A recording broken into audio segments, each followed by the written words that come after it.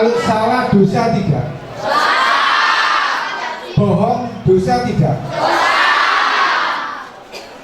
Dosa bohong ya? Kalian tadi sudah berjanji itu akan mengikat hati dan pikiran Anda kalau tidak melaksanakan apa yang disampaikan Bapak, Ibu, kakak-kakak pramuka tadi. Itu akan membayangi dirimu sendiri nanti. Karena kamu sudah tahu kalau ada sampah dibuang, tidak boleh bertengkar, harus bersatu, harus peduli dan lain sebagainya. Kalau itu tidak dilaksanakan, anak-anak akan berdosa karena sudah tahu ya. Kalau tadinya belum disampaikan tidak tahu, itu ada ampunan. Tapi kalau sudah tahu tidak dilaksanakan akan berdosa ya. Oleh karena itu jangan takut dengan siapa-siapa, takutlah pada Sang Pencipta dan takut pada diri sendiri. Tidak ada artinya saya takut dengan berani, takut dengan guru, tidak ada artinya. Tapi di luar itu anak-anak berani ya. Paham ya? Kalau mau berbuat dipikir dulu bertentangan atau tidak, dosa atau tidak. Kalau dosa nggak udah dilaksanakan ya. Karena orang tadi Surya berbicara pagi tadi ditangkap di jembatan Suramadu, mungkin yang sudah baca, di dalam mobil digeledah ada alat kontrasepsi, itu masih perempuan 4 ditangkap ya. Kalau nanti anak-anak ini sampai ketangkap anak saya sendiri, jelas orang tua sampai akan berhadapan dengan saya juga nanti. Karena anak saya ini di Satpol PP, operasinya juga ke Suramadu ya. Itu ditangkap langsung oleh Satpol PP dengan Kapolres Tanjung Perak, Pak Anom ya. Oleh karena itu tidak usah keluyuran kemana-mana. Apa yang disampaikan tadi kakak-kakak, belajar, tumbuhkan kemauan ya. Jadi mulai sekarang mari ucapkan aku bisa. Ayo, aku bisa. Aku bisa. Terima kasih. Pesan moral dulu ya.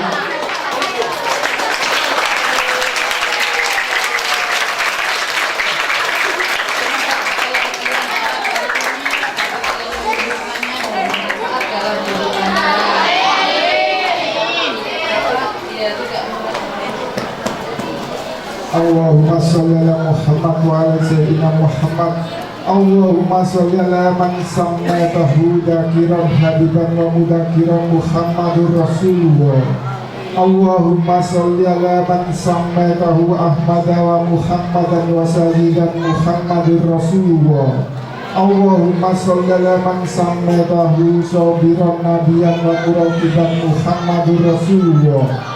Allahumma sholli ala man sammaitahu ghaliban wa rahiman wa haliman Muhammadur Rasulullah. Allahumma sholli ala man sammaitahu aqiban kariman wa hakiman Muhammadur Rasulullah. Allahumma sholli ala man sammaitahu adlan jawadan wa mujamilan Muhammadur Rasulullah. Sallallahu alaihi wasallam wa ala alihi wa azwajihi wa dzurriyyatihi wa ali baitihi wa radhiyallahu ala kulli sahabatihi ajma'in. Ilaihi anta maksudi wa ridhoka ma'lubi a'dini mahabbataka wa marifataka ya Allah.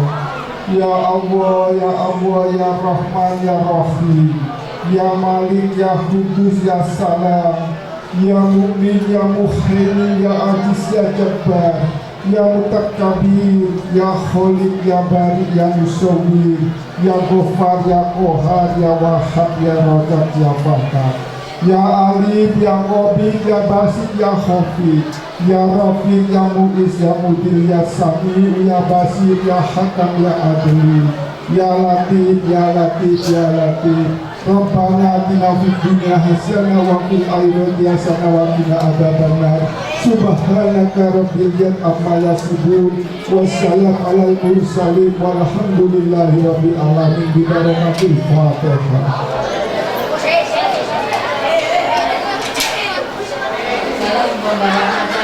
Kata yang salah.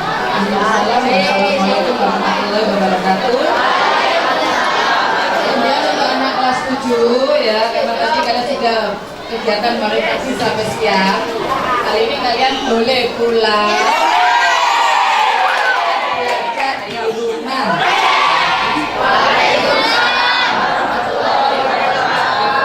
Salam sejahtera bagi kita semua. Yang terhormat Bapak Komite SMP Negeri 1 Surabaya, Bapak Joko Suwiryo. Yang terhormat Ibu Ani Handayani selaku Kepala Sekolah SMP Negeri 31 Surabaya. Yang terhormat Bapak Narto selaku Wakasek SMP Negeri 31 Surabaya, serta anak-anakku kelas 8 dan kelas 9 yang saya cintai. Baiklah, untuk menghemat waktu, saya akan membacakan susunan acara yang akan kita lalui bersama. Yang pertama, pembukaan. Yang kedua, sambutan Ketua Komite SMP Negeri 31 Surabaya. Ketiga, sambutan Kepala Sekolah SMP Negeri 31 Surabaya.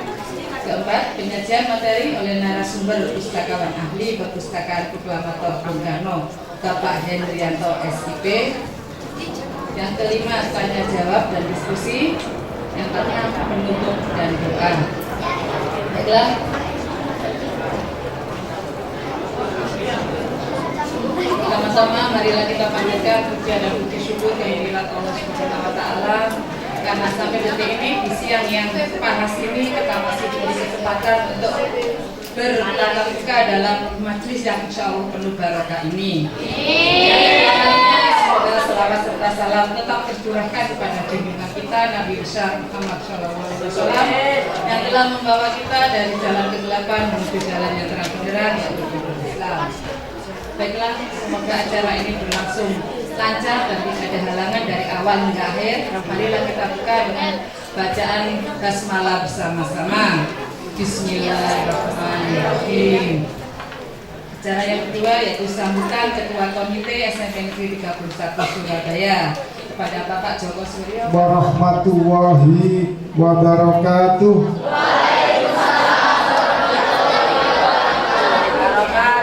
Selamat siang, salam sejahtera untuk kita semua.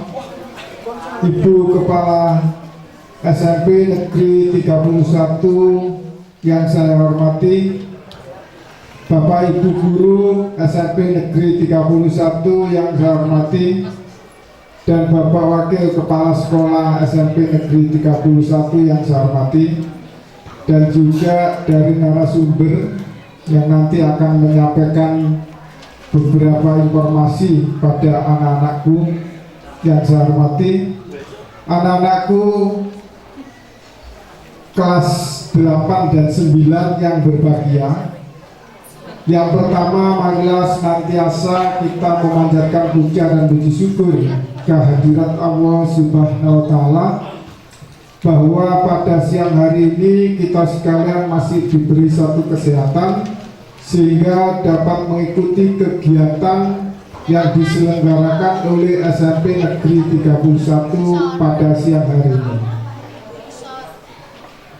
yaitu temanya ini berkaitan dengan hari apa sekarang? Apa?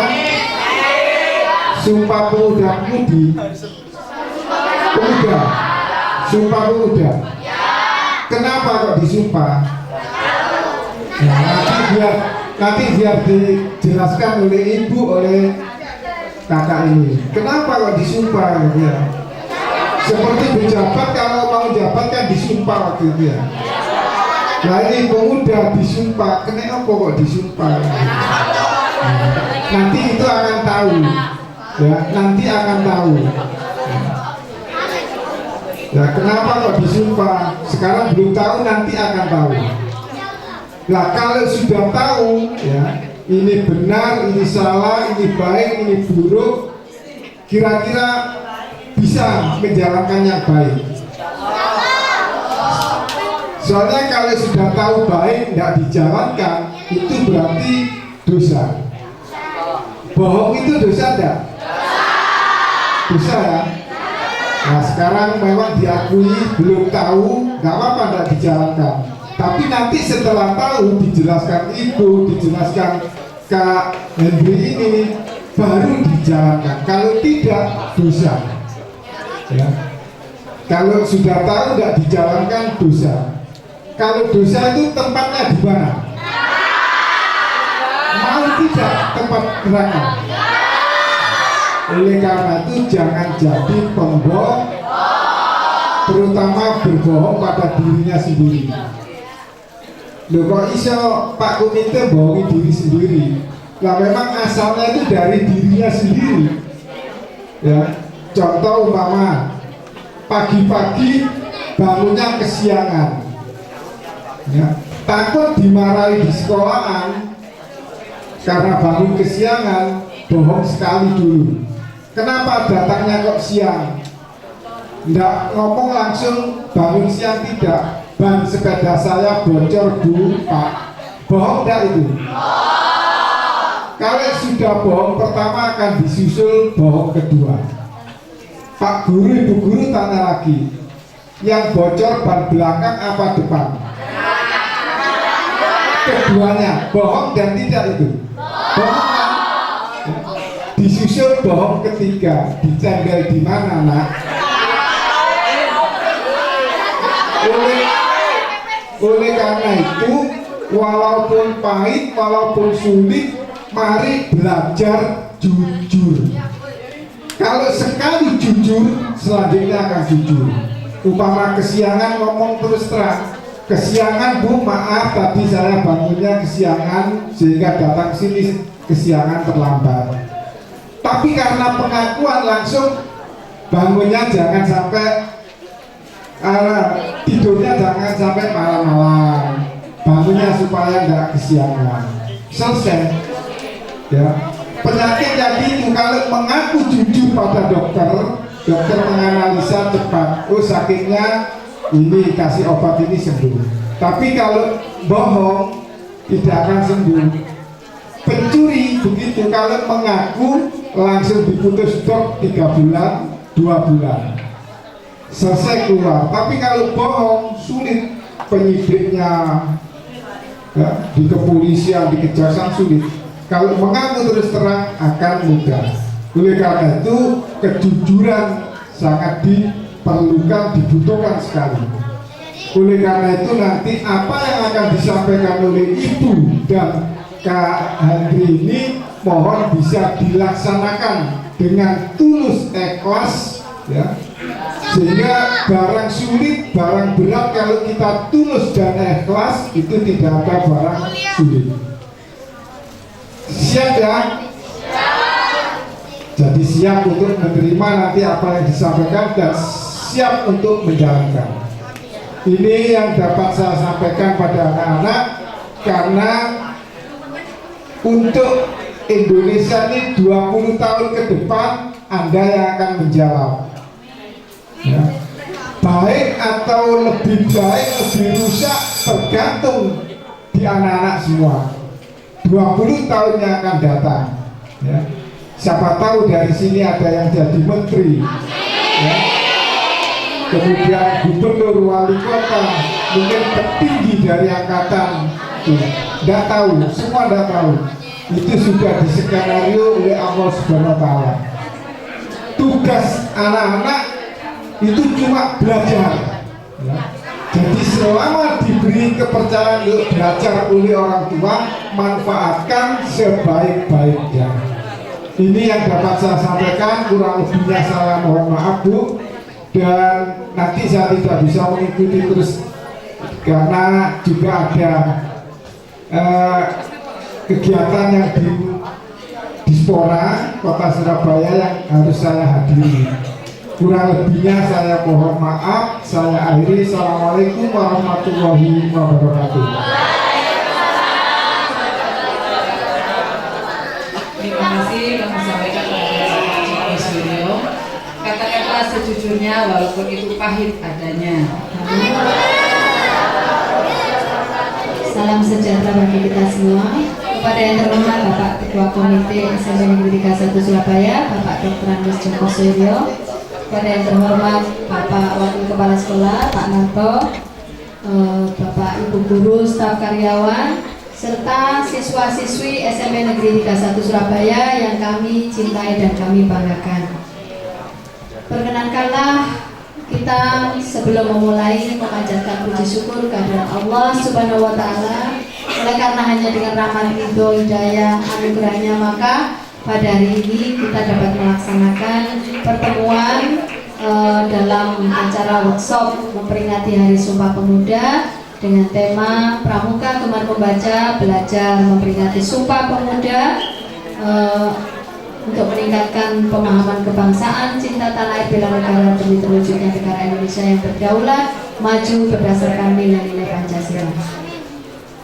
Ananda, hari ini kamu telah melaksanakan upacara bendera, ya tadi pagi, dan itu sudah memberikan suatu nasihat atau wejangan bahwa Sumpah Pemuda tidaklah hanya sekedar tekstual atau omongan belaka atau merupakan seremonial, tetapi lebih dari itu adalah makna atau nilai yang terkandung di dalamnya yang sangat penting bagi kelangsungan hidup bangsa.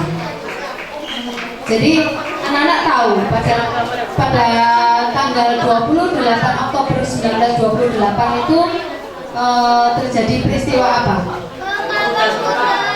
Ya, bukan Sumpah Pemuda kepada pemudi ya, tetapi ikrar. Siapa yang bisa menyebutkan ikrarnya? Ya, apa ikrarnya? Coba, siapa yang bisa? Katakan, coba. Ya, mengaku apa? Satu tanah air, satu bangsa dan satu bangsa. Itu mengandung makna yang dalam. Jadi tanpa adanya ikrar ataupun sumpah itu tadi, maka tidak mungkin diproklamirkan kemerdekaan Indonesia.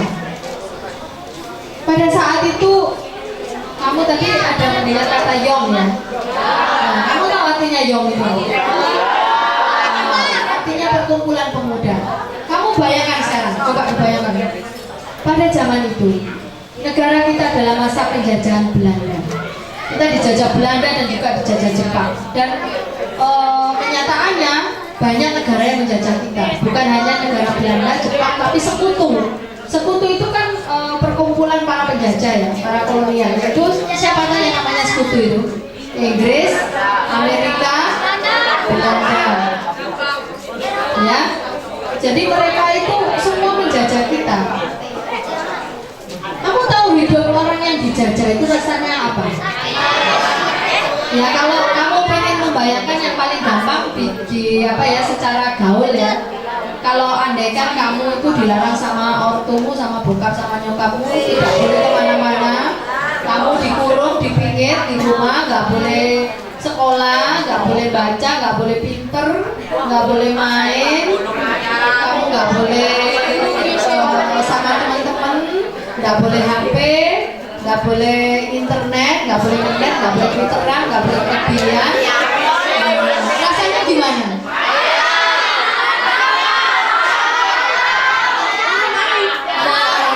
Itu rasanya orang dijajah. Itu rasanya orang bangsa yang tertindas, tidak merdeka. Perlakuannya itu seperti budak. Tahu budak? Ya, kita cuma suruh kerja terus, tapi kita tidak memiliki harga diri. Oleh karenanya para pemuda itu sadar, maka mereka mengikrarkan diri, mereka bersatu, memperkokoh persatuan, untuk bersama-sama mengikrarkan sumpah menjadi satu tanah air, satu bangsa dan satu bahasa untuk berjuang melawan penjajah. Sehingga akhirnya pada tanggal 17 Agustus tahun 1945 kita bisa mencapai kemerdekaan. Ya, itu babak kedua dari negara Nusantara. Babak pertama dari negara Nusantara yaitu zaman Majapahit. Kamu tahu, sebelum berdirinya negara Majapahit juga didahului oleh sumpah. Siapa?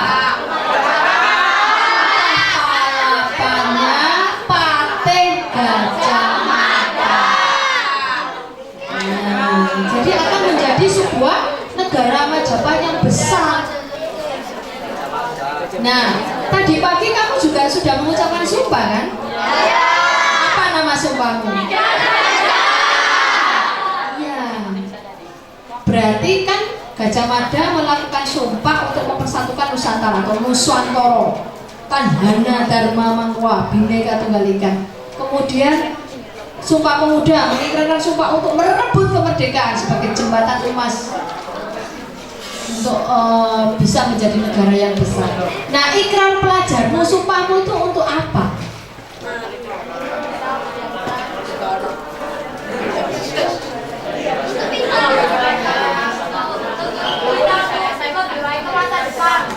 Ya, untuk mencapai kehidupan yang baik di masa depan. Apa kamu nggak senang punya negara yang adil, makmur, sejahtera, orangnya saling menghargai, ya kan berdasarkan Pancasila toh? Jadi berdasarkan ketuhanan yang Maha Esa. Artinya apa? Orangnya itu beriman, bertakwa, kemanusiaan yang adil. Artinya apa? Memiliki jiwa kemanusiaan yang besar, mengasihi, menyayangi. Persatuan Indonesia apa?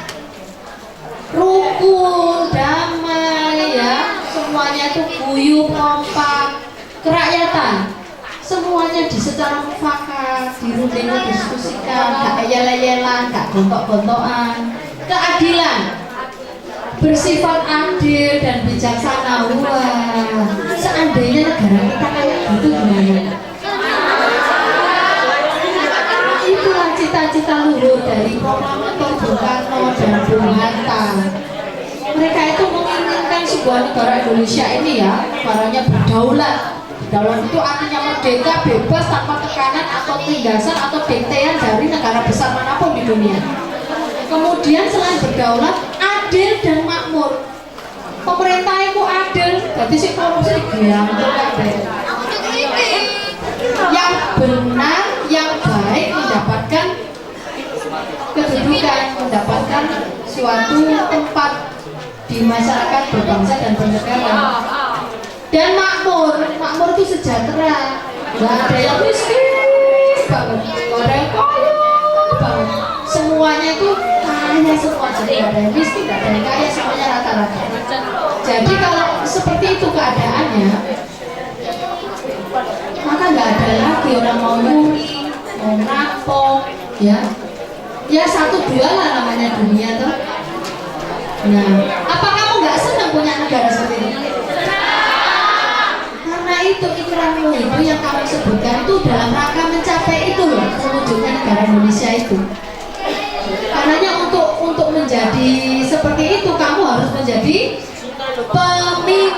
pemimpin di masa depan. Karenanya itu kamu harus dibekali. Dibekali apa? Ya tadi. Selain pintar, cerdas juga berkepribadian yang beriman dan bertakwa. Jadi wis lengkap, wis pintar, iman, berhubungan yang luhur, misalnya ayu, ganteng, wis. Siapa mau? Nah, semuanya ya. Yang belakang itu mau enggak? Terima kasih anakku yang cantik dan yang ganteng-ganteng.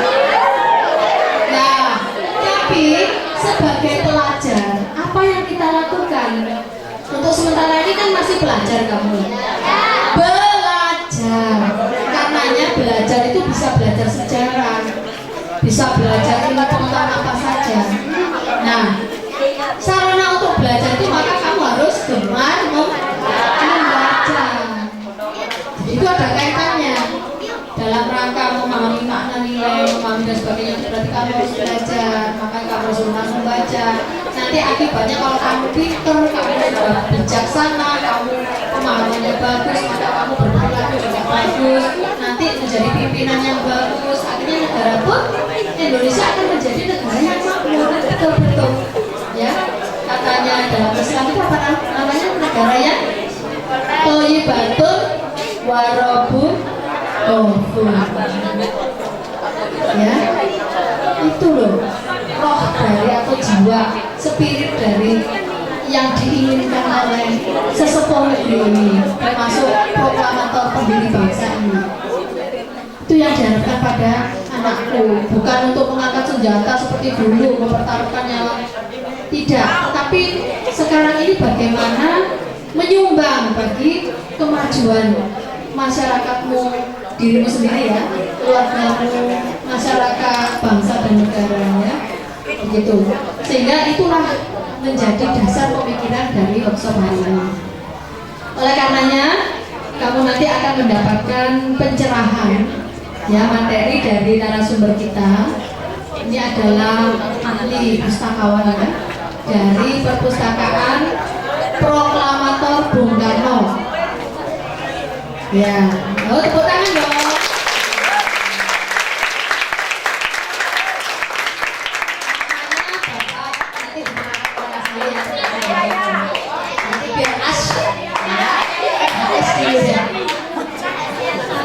Tolong kamu simak seperti yang sudah diberikan nasihat oleh Bapak Ketua Komite tadi. Kamu simak, kamu catat, kamu resapi, dan nanti dalam kehidupan sehari-harinya kamu mengamalkan apa yang sudah kamu pelajari. Terus tadi pesannya Bapak tadi ya, kejujuran. Karena semuanya itu dari perilaku jujur itu akan berbuah yang baik di belakang. Karena sekali bohong itu akan diikuti oleh 1000 kebohongan dan kebohongan yang lebih besar. Karenanya dalam hal ini saya selaku Kamal Bagus ya, Kamal Bagus itu adalah ketua majelis gugus besar, gugus depan ya, 183 1184 di sini. Saya nyatakan membuka workshop Gemar Membaca dengan tema Pramuka Gemar Membaca, belajar Sumpah Pemuda, memberikan Sumpah Pemuda untuk meningkatkan pemahaman kebangsaan, cinta tanah air, bela negara demi terwujudnya negara Indonesia berdaulat, maju berdasarkan nilai Pancasila. Dengan ini kami nyatakan dibuka.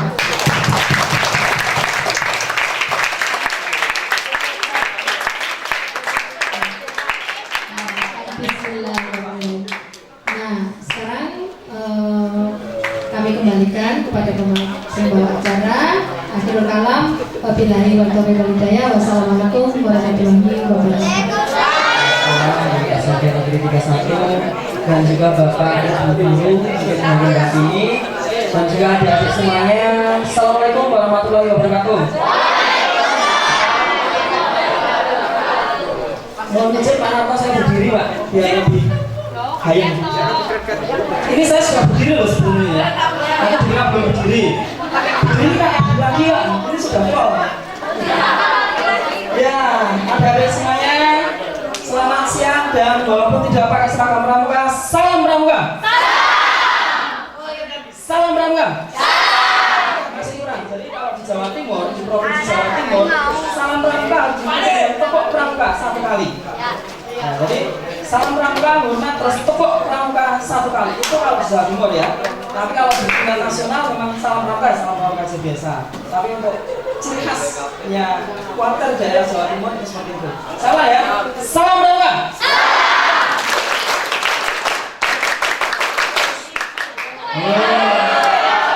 Ternyata masih ada yang ini dan masih ada yang tidak. Nah, ada semuanya yang disampaikan Ibu Kepala Sekolah tadi, Kakak Kamal Bagus, Ketua Majelis Pemimpin Gugus Depan, sudah panjang dan lebar, sudah komprehensif. Saya hanya menambahkan saja. Untuk perkenalan dahulu, nama saya Hendrianto SIP. Pramuka, kakak menjabat sebagai andalan cabang kuarter cabang Kota Blitar dan juga pelatih di kuarter cabang Kota Blitar. Kalau kesehariannya kakak bertugas di perpustakaan Bung Karno. Kakak kebetulan sebagai perpustakawan ahli di perpustakaan Bung Karno. Adik-adik di Jawa Timur ini perlu berbangga. Karena apa? Di Indonesia, di se-Indonesia itu perpustakaan proklamator kepresidenan itu cuma ada 2 se-Indonesia yang dimiliki Perpustakaan Nasional RI, yaitu pertama perpustakaan proklamator Bung Karno di Kota Blitar, Jawa Timur, dan yang satu adalah perpustakaan Bung Hatta di Bukit Tinggi, Sumatera Barat. Betul sekali.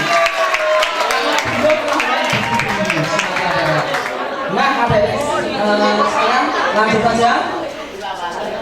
Nah, Sumpah Pemuda hari ini adalah tanggal berapa? 98. Momentum semangat Persatuan Pemuda Indonesia merupakan tonggak awal kemerdekaan bangsa Indonesia.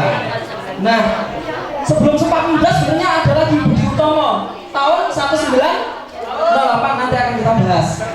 Dengan adanya Sumpah Pemuda maka Indonesia bisa merdeka.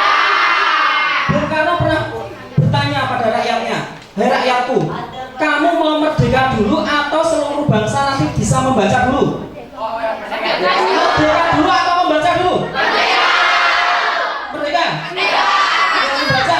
Yang membaca bisa tadi? Dua, tiga. Nah, kira-kira alasannya apa? Kenapa bangsa Indonesia harus bisa membaca dulu baru merdeka?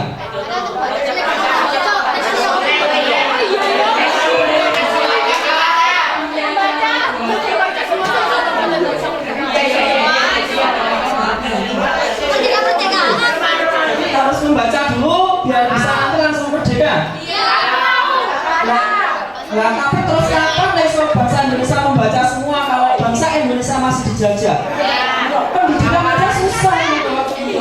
Ya kan, tapi nggak apa-apa. Betul juga, betul semua kan. Tapi yang paling tepat waktu itu Bung Karno menjawab bangsa Indonesia harus merdeka lagi. Dengan merdeka bisa bebas, bisa menentukan bangsanya sendiri, tidak diperbudak bangsa asing, tidak dijajah lagi, kemudian nanti pendidikan bisa maju. Kalau menunggu rakyatnya bisa membaca semua, ya kapan bisanya? Waktu itu sekolah aja dibatasi, ya. Bung Karno itu waktu itu sempat dilarang untuk sekolah. Jadi Bung Karno itu waktu itu sekolah pribumi. Jadi pribumi itu hanya boleh sampai kelas 4 waktu itu. Pribumi. Sekolah Cap Jago Om Loro, Bung Karno itu mengawali sekolah di sekolah Cap Jago Om Loro hanya sampai kelas 4. Akhirnya semua dari royoan jadi tawuran nggak karu-karuan. Nah,